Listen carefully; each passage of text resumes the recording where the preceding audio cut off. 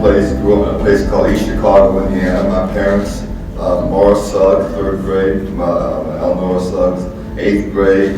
My father and my uncle were both very strong members of the Union. And when I finished high school, I straight away went to the steel mill and became a Union member as well.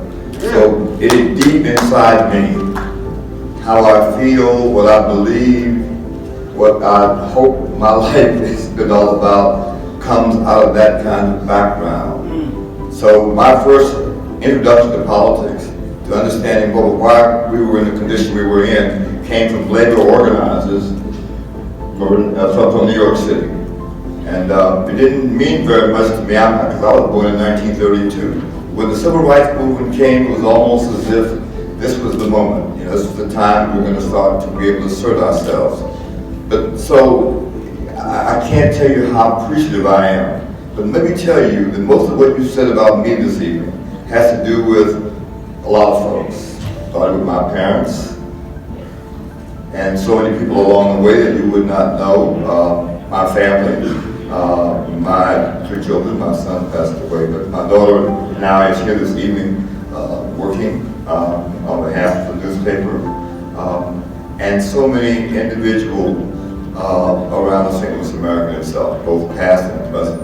So I accept this award humbly, with deep appreciation, on behalf of the people who really do the work, people who really are responsible for the St. Louis American being what it is. And I want to say to you that what trade unionism has always meant to me. I have 2 parents that lived a fairly long time, long periods. My father lived to be 82. My mother lived to be 106. My mother was born in 1913. The life expectancy for a black woman was 33 years.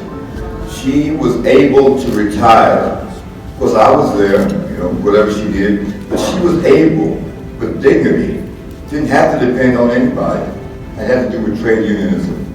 And the trade union movement has been so much of that movement has been a part of the kind of movement towards social justice that we all believe in so deeply. And so what I'm saying to you, whatever little bit I may have contributed, has to do with how I was raised by my parents, by my union relatives, by the people who have been so supportive of me, a man of ordinary means, ordinary ability.